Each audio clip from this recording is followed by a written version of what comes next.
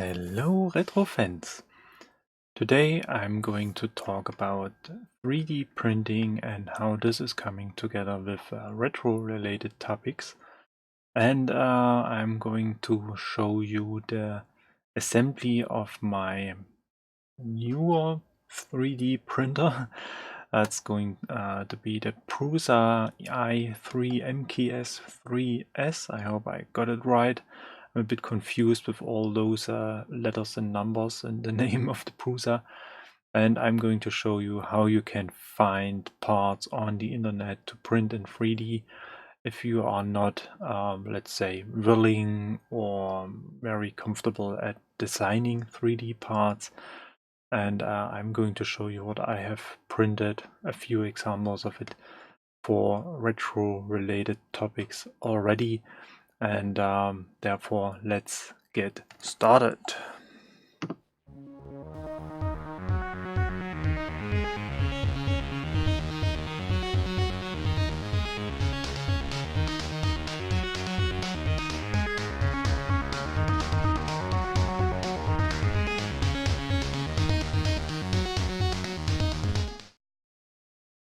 So, 3D printing is a very exciting topic, and at the beginning I was, a little bit reluctant whether this is something I want to dig into or if it's just another, let's say, time killer, to put it like this.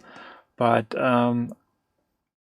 eventually I really got convinced that 3D printing is something that can be useful. I mean, if you just treat this as a hobby or something like this, something you do in your spare time, and you do not have any expectation to make something useful with it, then that's totally fine as well. But for me, it was really interesting to see whether I can combine this with my retro related activities. And therefore, I was kind of, let's say, browsing the internet, getting some input, and interestingly, there's a very interesting thread at Forum 64 where people talk about what they print and how they print this, and there's a very nice community. And so I got really kind of hooked to the topic, so to say. And I was looking for some parts for a project I had in mind about a year ago, which I haven't, let's say, really started, or I'm somewhere in between of starting it and have started it already. It's a kind of quantum state right now anyway. And I was looking for some support, and I was looking for some 3D printed parts. And the people at Forum 64 were so kind and printed something for me. And this was really kind of pushing me to the decision, well, that's something I have to go for.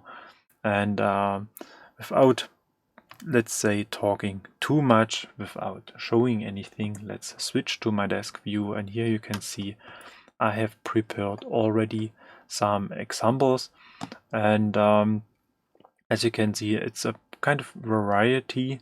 So at the top of the part of the picture, we can see some C64 related stuff. So here we have some keyboard mounts, and this is a very interesting thing if you are building a new C64 based, for example, on the Ultimate 64 board, and you got a, let's say, case from Plexilaser, for example, or you got a, let's say, older case of C64 and you're missing the so-called keyboard stands, then there is a model available on Thingiverse, for example, and you can print those keyboard stands for yourself. So for these parts, I haven't spent too much time on printing them. So it's some kind of rough quality. I mean, it's inside the case anyway. And you can see this typical 3D printing lines, since this is a raising part. And therefore, it's not really a smooth surface, but on the sides and on the bottom, we have some sort of a smooth surface. I haven't cleaned the part completely, so you have to print this with support, otherwise this part may just kind of bend down to the print bed. And I just have removed it quite roughly, and now I have to let's say, fine-tune the part and file off some of the remaining things. And this part is almost completely floating. It has just a very small contact area, and therefore you really need to print this with support, but those parts are really fitting very well to the C64 cases, and therefore I have printed them, I think, 4 or 5 times already and have used them in C64s. And the next thing, and this was what I was talking about, what I have received from the Forum 64 are keys for the C64, and this is especially a space bar, and I got this in 3 different materials. So that's a white material and that's a black material, and here we have some kind of transparent material as well. And since these are some kind of, let's say, rapid prototypes, the quality is quite rough, but it was more or less something we want to test, whether this is going to work as a 3D print and how this is going to fit into a keyboard where you may miss some keys, for example. I'm still looking for a good filament for myself to say I have something that kind of matches the color of the original keys. It's probably a bit easier with this dark brownish keys, but especially this brighter, let's say, beige keys are quite hard to match, and I still haven't found one that it is working quite fine.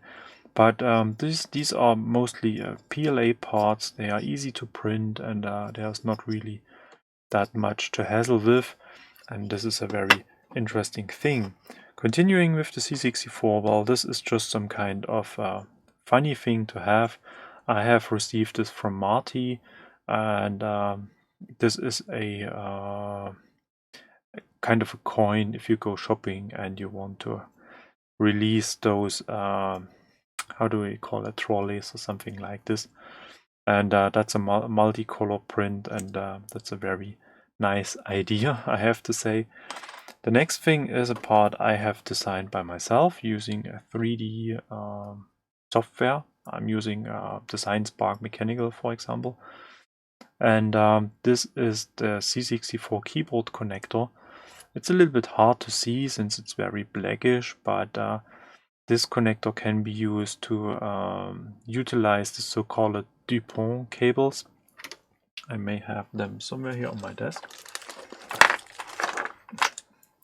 So they look like this, and for certain projects, if you want to use, for example, a Keyman 64, then we have to connect an PCB, well, an assembled kit to the C64, and usually I have used those DuPont cables with these original connectors, which kind of works okayish, but I found having kind of a replica of the original keyboard connector works even better.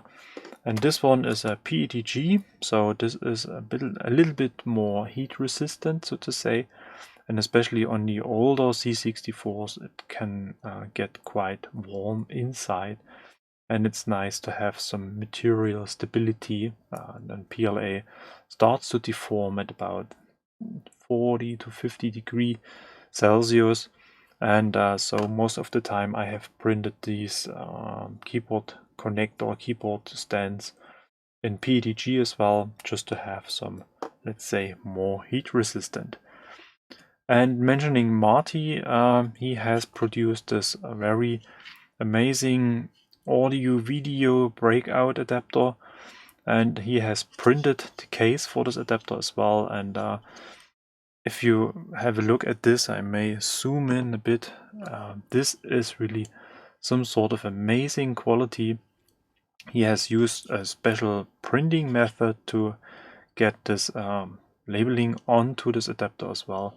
And I can imagine using this printing technique to create C64 keys as well. And well, this is the adapter is just attached to the back of your C64, not to your back, obviously. And it is really nice to have this covered. Talking about covers, I'm just going to show you a few things where I haven't printed the cases for, but these are very good examples. So one is the Nunchuck 64 adapter, which allows you to use Nintendo Remote compatible controllers on your C64, like this NES style gamepad, for example, or the Nunchuck itself.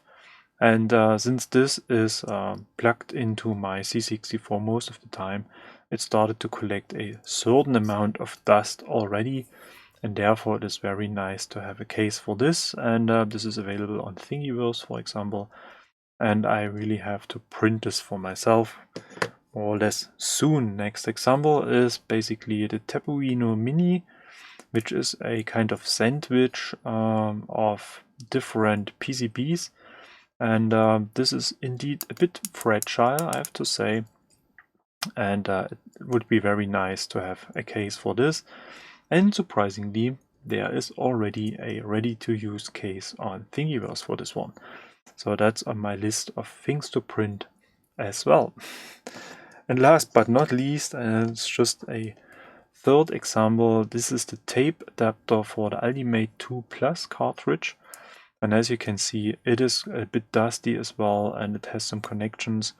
And especially on those, let's say, soldered PCBs, you have some very sharp or very, let's say, or dangerous pins and connections on the bottom of those PCBs. And it would be very nice to get this covered, and I found a ready-to-print case for this adapter as well. So this is really interesting, so you do not have to design everything for yourself. But let's continue with the parts I have on my desk. So it's not just the C64 that is covered with 3D printed parts. I have printed this this door, or this the door or the cover for the front loader NES, so the Nintendo Entertainment System. I have received one broken case where especially this door is missing, and so I was really interested in to see what's available on Thingiverse, and I was able to find at least 3 different models, and I was looking for something that's a little bit different since I can't match the color of the case. I thought then let's go for something that looks completely different, and I found this very nice design with those kind of ventilation openings, holes, whatever we want to call this, or is this just some sort of very nice design? And this is what I'm going to fit into this broken NES case, and therefore it's really nice to have parts like this. And another retro related thing is kind of a stand for your Game Boy games, and I have printed already 2 of them, and here I can really sort and stack my Game Boy games into this, and I do not have to put them into a box or something like this, and then therefore I can have a quick look about what kind of game I'm looking for. There are different versions available, so there are kind of angled versions, so you have a better presentation of your Game Boy games. But I went for this one, and if you have standard Game Boy cartridges, or if you just keep the size of the cartridges quite equally, you can even stack those thingies on each other. And moving a bit away from retro topics, but I mean, I am into filming a lot of retro related projects as well. And this is how I started. I was using a lot of different action cameras for filming different angles, for example. And therefore it is really nice to have kind of a nice variety of cases and connectors. And this is a GoPro Hero 3 frame case, which I have printed for the assembly of the Prusa printer. But I haven't used any of the footage yet, so that's something I really have to work on. But unfortunately, the old Hero 3 cameras are not able to create a time-lapse video.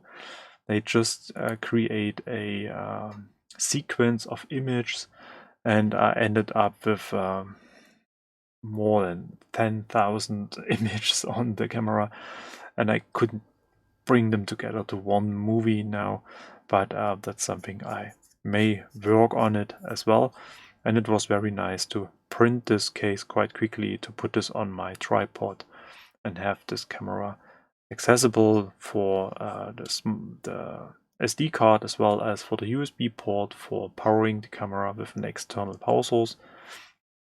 And talking about action cameras, what I have printed for my bicycle tours is this kind of GoPro adapter as well, where I can attach this to my backpack, and then I can adjust the angle and every alignment of the camera quite easily. These parts are available on Thingiverse as well, so nothing you have to design for yourself, and it was quite easy to print them as well. So I used some kind of cheap filament. I mean, it's just some sort of adapter, and I printed them in a quite rough quality, just some parts I haven't removed yet. But as you can see, you just have to put in a screw and a nut, and then this is working very well. So, and I have mentioned it already a couple of times, if you are not willing to design your parts for yourself, there are different sources for 3D parts, and I'm going to show you two of them which I am using quite frequently. And the first one is what I have mentioned already, Thingiverse, and I'm going to share this collection with you as well. So this is basically my collection of retro related parts, and as you can see, there are very different parts. So starting with C64 cartridge cases, there are, I think, 4 or 5 different cartridge cases in my collection already. Moving over game figures, action figures, whatever. The already mentioned Ultimate 2 Plus tape adapter case, and then you have some decoration thingies like the C64 here, or the Mario Power Star for your Christmas tree, for example. Then you have another cartridge stand or cartridge holder version, this time for the Famicom cartridges, so that's going to be a little bit bigger. Then you have this already mentioned NES lid. That's a different version without the horse, without this fancy design. And you have this mini Nintendo robot. And the list goes on and goes on. There are several pages of different things, so you can even create some spare parts for your NES if you have if you have a broken connector, for example. There are other stands for NES cartridges and for fitting the Game Boy Advance SP, for example, in a different enclosure. Then there are models as well. There are some support stuff for the Turbo Chameleon, for example, the already mentioned Tabuino mini case, and there are so many different parts that you will take probably days to print all of them. That's a very interesting part as well. You may have seen this already on the C64C or C64-2 cases, that quite often the hinge on the back are kind of breaking. I mean, the plastics are really old, so more than 30 years, for example. And this part is designed in a way that it breaks off quite easily. And here you have some kind of replacement part which you can just glue to your case, and then it's going to work very fine. And this is a part, well, yeah, that was something I was going to show as well. Oh, let me quickly check where I can find this.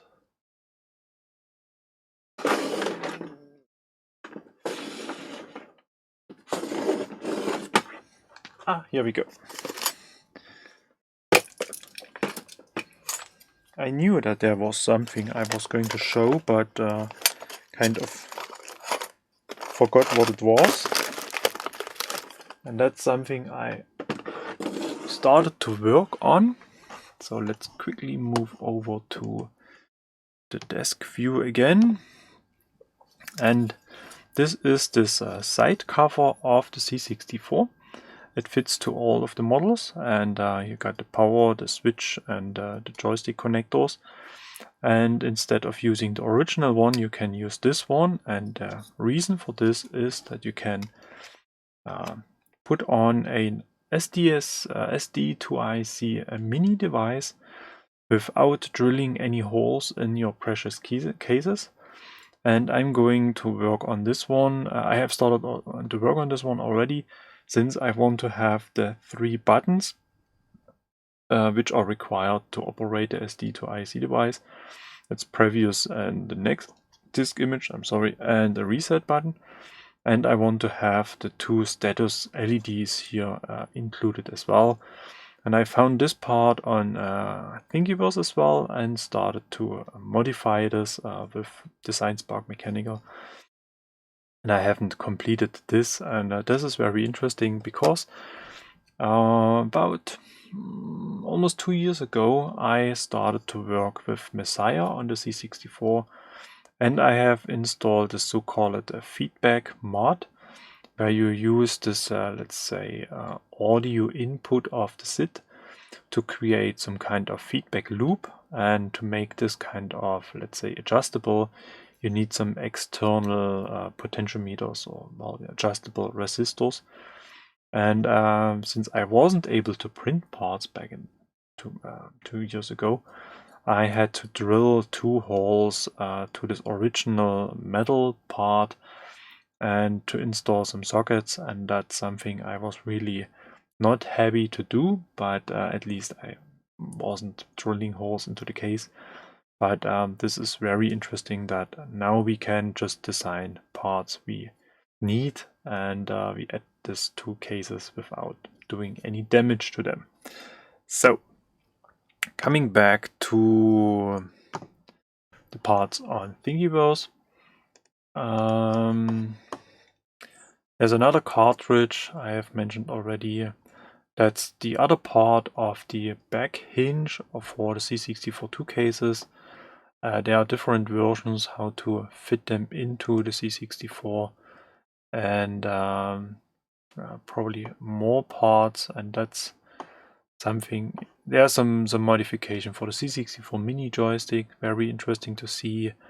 Then you have a lot of NES stuff. You have this very small keyboard plunger for the C64 keyboards. They are going to break quite easily.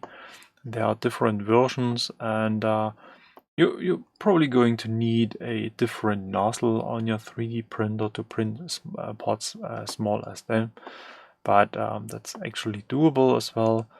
A lot of NES stuff, a lot of Atari stuff, so there's really a lot of Sega stuff on Thingiverse as well.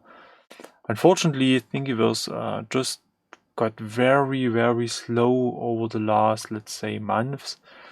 So it's not very pleasant to be on Thingiverse any longer.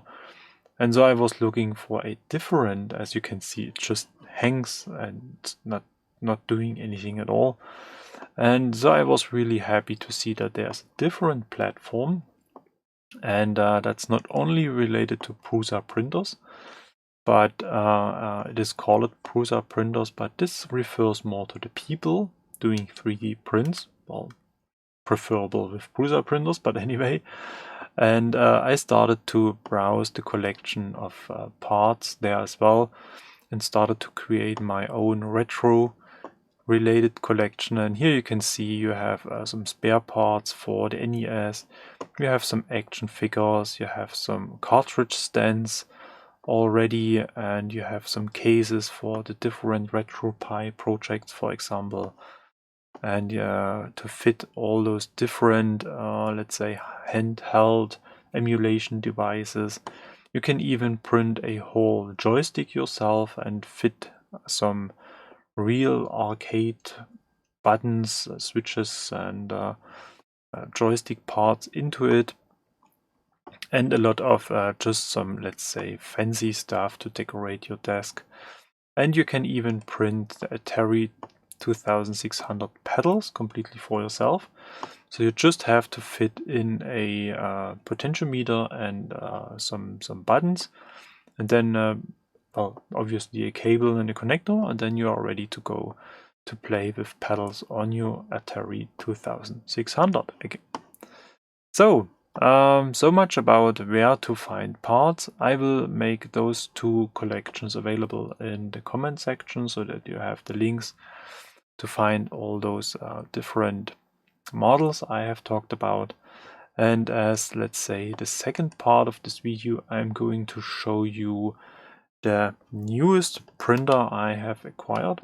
And I have mentioned this already. This is the Prusa i3 MK3S.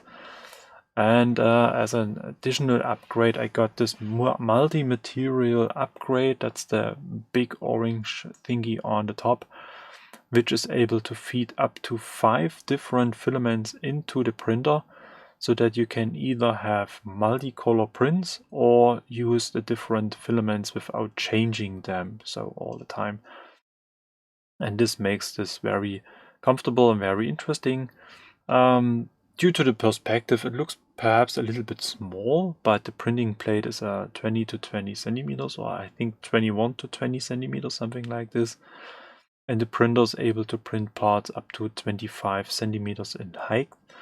And depending on the alignment of your parts, then you are really able to print pretty huge stuff already. And one of the biggest things I have printed so far is the one you can see, let's say, in the right hand almost top part of this picture. It's the filament holder, which looks quite funny with the different colors. And this is a special filament holder. It spools back the filament. If the printer is, let's say, changing the filament, then it has to, let's say, feed or, well, kind of re-spool the filament out of the printer, and that's not going to tangle up somewhere in the back of the printer. There is this very nice design that you have a spool holder that simply kind of rewinds the material by itself. So now I have to print this additional 4 times to have all the spools loaded, and that's a very interesting design. But now let's move on to the assembly part of the printer. And here you can see this is some sort of unboxing, and I got the printer as an assembly kit, obviously. Well, you can buy it as a fully assembled unit as well. But I was really interested in how this experience is going to look like. And as a very beginning, I just went through the boxes and the parts just to get kind of an overview. And interestingly, most of the tools required to assemble the printer are delivered by Prusa as well. I just got some, let's say, improvements like my supersonic or my sonic screwdriver to make getting all those screws into the parts a little bit easier. And the printer is based on this, let's say, frame. So you got this 4 profiles and this huge frame in the middle. And then you add all the parts to this base structure. And this is basically the only thing that is made out of metal on this printer. All the other parts we going to see are made out of plastic, and they are printed on Prusa printers. So Prusa is using a huge printer farm, and they print all of the parts by themselves. And this has the big advantage that you can easily change the design from, let's say, revision to revision or from upgrade to upgrade. That you can include a lot of user feedback, for example. And all those parts are available for download as well. So if you want to modify them yourself, or if you break one part, you can simply download it and print it by yourself. Or if you don't like the color, whatever, there are probably a million reasons to do so. And basically, as you may have recognized, this printer has a so-called moving bed. So basically the Y direction is working in a way that the bed is moving. So in opposition to my older printer I have on my desk, the Veliman K8400, which has basically a fixed bed that is moving just in the Z direction, in the height direction, and the head is using the Y and the X direction. So this is basically a different approach here. As you have seen quite briefly, there was a wrong sign, and I have assembled the parts that are holding the PSU in the wrong way. I have no idea why I have changed this in the middle of the assembly, because I had it right and then I changed it to the way it is right now. As you can see, and at the bottom left hand side of the printer, those two shiny parts, they have to be on the side of the printer, so I had to change this later on. And here I am assembling the bed. I have talked already on these axes that you can move the bed. This is basically the belt adjustment, and you may have seen this already. I'm using this book, and this is shipped with the printer as well. I started to work on the printer using a tablet and the online version of this manual, but I just figured out that using the manual and going through it page by page is much more easier to handle. And I really have to say that I'm really impressed about the quality of this kit, and especially about quality of the documentation. So there's basically not that much you can do wrong or do it in the wrong way if you go through the manual page by page. And now we're going to work on the first orange part. So you can print, you can order the printer either in black or in this Prusa orange. And I was really looking forward to this color. And I have to say, the color of the parts and the quality of the parts is really so amazing that I'm going to order this orange filament as well. So I'm probably going to switch over to this Prusa recommended filament completely, since I have made a lot of different experience with cheaper filaments already. Yeah, I had to assemble the X-axis, and it was really hard to put those rods into this orange parts. So I have used a tool usually used for woodworking to kind of squeeze them together until they fitted as good as I was looking forward to it. And as you can see, we're making some good progress. Now I'm assembling the Z axis, the Z drives, and they are fit into those orange parts on the frame. And then this is basically the main construct of the printer already. So I just have to get into the big screws for those long threaded rods. And now the X-axis is assembled already with those, let's say, finishing parts on the top. And the next, and this was probably one of the most challenging parts, was assembly of the head, of the printer head. And here you really have to pay a lot of attention to those single steps, and you really have to pay attention that you're going to use the right type of screws, because they come in different lengths, and it's really important that you use the correct length of the screws for the different sections of the printer head. And there is a sheet in the assembly kit which can be seen here on the desk right now, where you can put on all those little parts like the screws and the nuts and all that stuff. And you can use this as some sort of reference whether you are going to use the right screws. So, and I hadn't enough space on my desk, so I was kind of using kind of a gauge or something like this, just to check whether I have the right screw. And one of the hardest part of this assembly was basically getting those little square-shaped nuts into the printed parts, because most of those nuts are fitting very, very tight, because they have to stay in place and they don't have to get loose and all that things. And I was having quite a hard time every now and then getting the screws into those printed parts, but over the time you kind of get into a sort of let's say rhythm, or you find your own personal technique that is working quite fine. And well, as you can see, it takes quite a while to assemble the head, because there are so many parts, including the extruder, including the heating, and 2 fans, one for the extruder and one for the material during the print.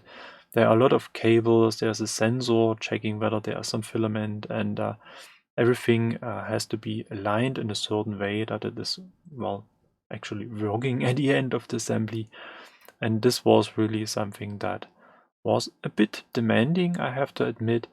And interestingly, when I was installing this multi-material upgrade, I had to partly disassemble the head again, which was a little bit disappointing, but well, it has a different sensor design, and therefore you have to change some parts there as well. And well, as you can see, there are a lot of cables coming out of this head. Now I'm putting in the so-called Pinda probe, the sensor that kind of levels the head to your bed. And then you have to attach this to your printer using those linear bearings. And then you have to kind of untangle all those cables and bring them together in some sort of one, let's say, big bunch of cables. And then you have to do some alignment work. And here I was really checking a couple of times whether I have done everything right, because the amount of work you have to put into the assembly of the head, and especially getting the belt into the printer, is really something that you don't want to do twice. And especially if you have done something wrongly on this part of the assembly, you may, let's say, encounter some problems during printing, for example. And it's going to be a little bit tricky to trace those printing issues back to, let's say, assembly issues or something you have kind of messed up during the assembly. So I really recommend to pay a lot of attention to those assembly parts. Go through the manual a couple of times, really read what's written there, and check the pictures whether you got it right. And then basically you can't really mess it up completely. So it's really... So here I'm assembling the control panel, and here we had to adjust the light a little bit because this is already in the evening and it got a little bit dark in the kitchen, which I have kind of occupied with this printing project, since my table has not enough space for building the printer here on my desk. And now it's about time to put on the heating bed. So this printer has a heated bed, which makes it very comfortable to print huge parts because it prevents warping, for example. And it helps a lot with adhesion of the first layer, so to say. That's something I was struggling with a lot with my first printer, because originally it was not equipped with a heated bed, and I modified it later to a different aluminum bed with heating, and since then the printer is working very fine, very good. But I was looking for a printer that is a bit, let's say, more like a, let's say, workhorse, and especially I went for the Prusa printer because I was looking for this multi-material, this filament unit. And here I have to adjust this part which I have mounted in the wrong way at the beginning, since the PSU wasn't fitting to the frame, so I had to revert this. And this step is indeed a bit crucial because you have to pay attention that you're not going to misalign the frame. So that's really important, that the base frame is really flat, really aligned. But the printer has a lot of, let's say, calibration steps, calibration programs to check even the alignment of the bed and the base frame. And therefore you really see at the beginning of your printing experience whether you have it assembled in the right way.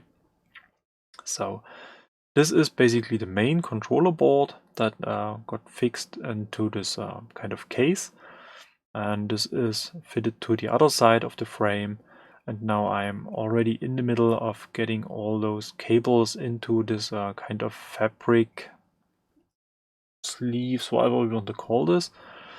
And this is quite a very comfortable way of getting rid of the cables or getting some structures into the cables. And it is quite easily to revert as well. So if you have, well, the wish to change something on the printer, you just open this kind of fabric sleeve, and then you can change the wires inside there quite easily. I may go and change this to some, let's say, more robust parts which you can find on Thingiverse. There's a huge collection of parts for the Prusa printers.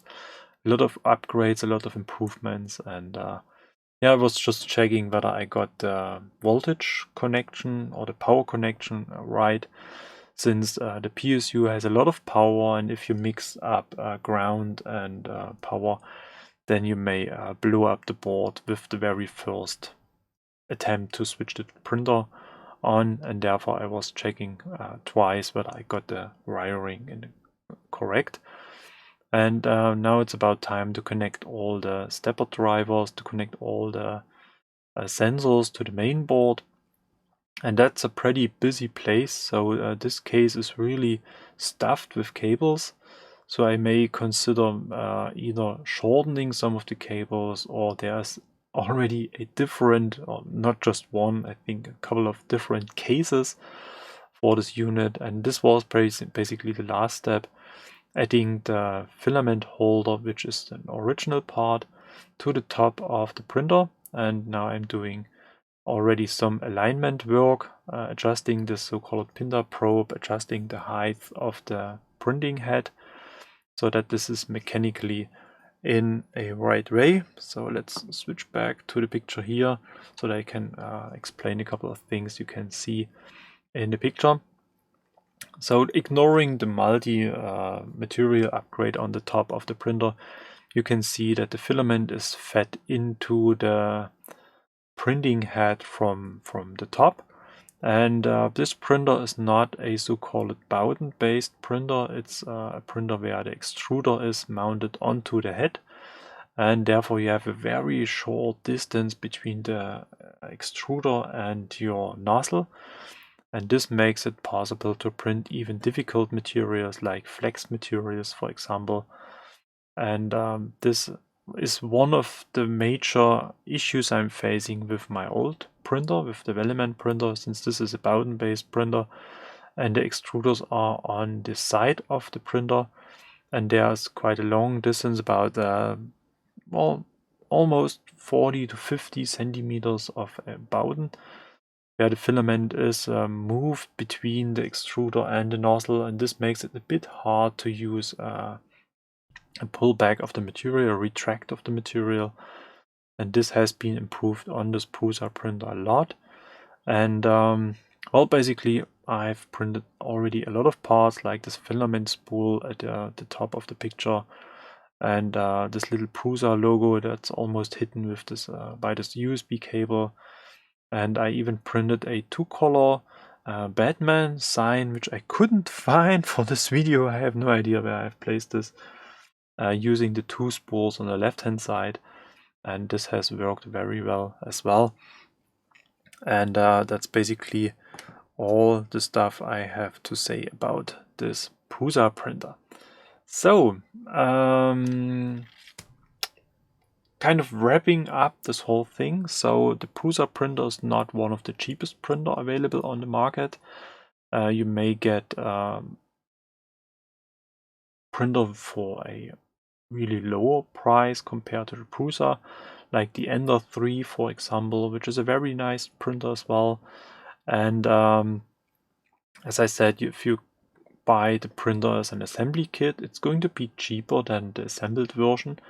And the difference is really huge. It's about 300 euros, and that's really worth to consider whether you're going to do it by yourself or if you just go for the assembled kit. I mean, all the calibration work you have to do anyway, so you really have to check the printer if there are some well, damage during transportation or something like this. But the assembly of the printer took about, it was a good day. So I would say if you have some experience assembling 3D printers, it may run more smoothly. So I mean, I have assembled the element already, so I had a kind of idea what I was going to face during the assembly. But if you're really new to the business, if you're really not used to assemble parts like this, then it takes maybe about 2 days. So it's maybe a total of 10 to 12 hours you have to spend into the assembly. Maybe a little more. It's just a rough guess. And doing the assembly of the Prusa took me about something between 7 or 8 hours in total, from getting it out of the box to the first print, so to say. But it was indeed a lot of work, and as I said, the documentation is very, very good. So if you really follow the documentation step by step, it's very hard to make something wrong. Well, I managed this with the PSU holder, but there are basically two versions. So there's an older PSU version, and maybe I mixed up the pictures of those two PSUs. I have no idea why I placed the nuts on the top of this, but it was quite easy to fix. Anyway, so talking about printing quality, I really have to admit I was blown away. I was printing a small, the Marvin is a very small figure with a lot of small details, and it looks really, really smooth. It looks so amazingly perfect. It's really a huge difference compared to my other printer. And what's the next thing that's really very amazing is the printing noise. So 3D printers are, well, known for making some noise, because those stepper motors, they are creating some kind of noise, and there are a lot of moving parts, and therefore they are a bit noisy, and you have especially some fans putting in a lot of air to your printing parts, or just to cool the nozzle parts, for example. And Prusa has spent a lot of time optimizing this part. So if you're really printing parts with almost no overhangs or something like this, if it's just some sort of, let's say, a simple case or so, you can really turn down the printing fan very low, and so it's almost not hearable at all. And the nozzle cooling fan, they have used a special type which is very quiet as well. So that's a major difference. And the Prusa comes with two different modes. So the standard mode has some kind of crash detection. So if the head moves against the part because something went wrong during the print, or you may just accidentally hit the printer head during printing, which is something, well, that maybe not happen too often, then the printer recognizes this, and then it resets the position, and then it starts printing at the last well-known point, let's say, again. There are amazing videos on YouTube. If you just check this, and it's so impressive what you can do to the printer during printing, and it just keeps printing, and the part looks just amazing. So it's really very impressive. And this mode is a little bit louder, but you can switch the printer to silent mode, and then there's no crash detection. Then you really have to ensure that nothing just interferes the printing process, and then the printer becomes even less noisy. So if you have it somewhere close to your bedroom or something like this, and you want to print parts overnight, then that's probably the option I would go for. And it's really interesting. And you have another option that's very interesting. You can adjust the printing speed on the fly. So basically, if you use Prusa Splicer, for example, or Cura or something like this, then you have some basic print speed settings, and they range usually somewhere between 50 to 100 millimeters per second or something like this. And if you have very easy parts, like for example those C64 keys, or this NES lid, or this Game Boy cartridge stands, for example, where, let's say, quality and precision is not so important, then you can crank up the speed, I think, up to 300%. And this drastically reduces your printing time, obviously. I mean, if you have a 10-hour print and you crank it up to 300%, then you have the print done in less than 3.5 hours or something like this.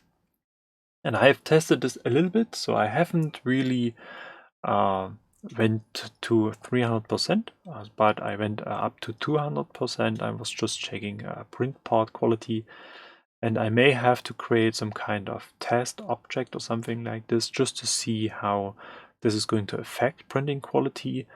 I mean, it puts a lot of stress on this whole printing system because you have to squeeze a lot material through the nozzle. I mean, if you print at 300% of speed, then you have 3 times the amount of filament to press through the nozzle.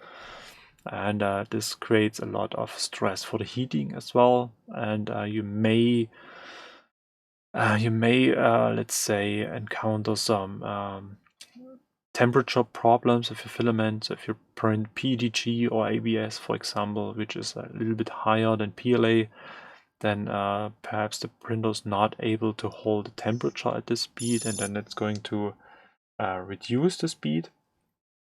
And if the printer is not able to perform a certain pattern for the printing, then it's going to reduce the speed as well. And there's a minimum layer time as well. So if you're going to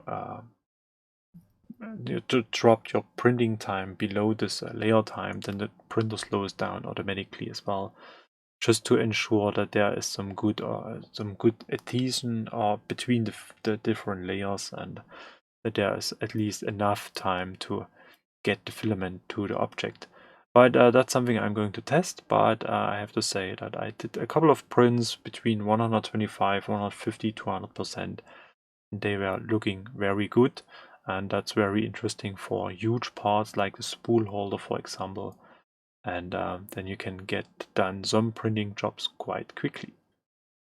So overall, as I said, getting the assembly kit out of the box, assemble it, and printing the first part, it was a very interesting experience, and it was very interesting to see that really basically the first part was just printed perfectly, so there was really no issue with the first print at all. Where I was really struggling a lot was with this powder coated steel sheet.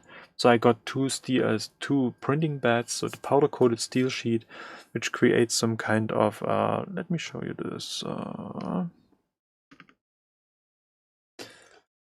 It creates some sort of texture, something like this, on your objects.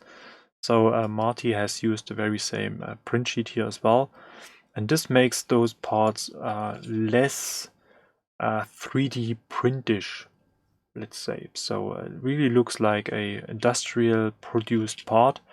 You just recognize on the side of the part that this has been printed, but even here it is really hard to recognize. Trying to find an angle where you can see the lines, but basically it's really hard to distinguish. But the finish of those surfaces is really, really great. But what I was going to say is that especially printing very small parts on this powder coated sheet, this way, I'm sorry, was very tricky because it has not that much adhesion compared to the standard steel sheet. And so for printing other things, I went back to the steel sheet. You have to adjust the set calibration because they have different thickness. But the adhesion of this, let's say, steel sheet is the standard smooth or flat surface steel sheet. It's outstanding. It is really so tricky to get the parts off of the sheet, but fortunately you can take the whole printing sheet off of the printer, and it's some kind of spring steel. You can just bend this, and then the parts break off the sheet quite easily. So that's basically the concept of the Prusa printer, and especially cleaning the sheets and getting the parts out of your printer is much more comfortable compared to the printer I have on the right hand side of my desk here. Since the printing bed is fixed, I can't remove this, and cleaning the printing bed or preparing it for difficult parts with some glue stick, for example, it's not so comfortable at all, I have to admit. Anyway, so I'm really excited about the quality, the print quality, what I have mentioned already. Printing speed is outstanding, it's fantastic. I'm going to test this multi-material upgrade even more with different types of filament, for example. And the next thing I'm probably going to add is a Raspberry Pi, so that I can use Octoprint. So I can put this printer into my network and control it from even from my mobile phone if I'm outside, for example. What I have done with development already, but there I'm using an old laptop as a printer server, and I added an old mobile phone as IP camera. But that's something I want to add to the Prusa printer using this Raspberry Pi. And there are a lot of different camera mods already, cameras and lights, so that I can create a time lapse for my prints. And I started to just with a standard camera, but I just learned that this moving bed creates some kind of very, let's say, erratic videos. They are not very pleasant to watch, and therefore I'm probably going to add a small camera to the printing bed. And Octoprint has some kind of plugins that you take a picture in a certain position of the bed and the head. So it looks like the printer is standing, and then your object just grows out of the printing bed. So that's something I'm really looking forward to. But basically now I have to print even more parts, and then I think about modification the printer even further. So anyway, that's all I have to say for this video. It's already a bit long already, and basically, as usual, a big thank you to all of my supporters on Patreon and here on YouTube, to my new channel members. I really appreciate your help, and that's really helping this channel grow even further. And I'm looking forward, as usual, to your comments. So feel free to use the comment section, ask me questions, put in suggestions, whatever you want to know. I will try to add as much useful links to the description section as well. And then if you have not done so yet, then feel free to subscribe to my channel. Please consider become a channel member, that you have more control over the content I'm going to provide, that you can get in contact and have some exclusive content as well. And feel free to follow me on Twitter and Instagram. I'm really looking forward to your participation, and this really helps a lot. And therefore, let's see us for the next video. Have a nice whatever evening. Bye bye.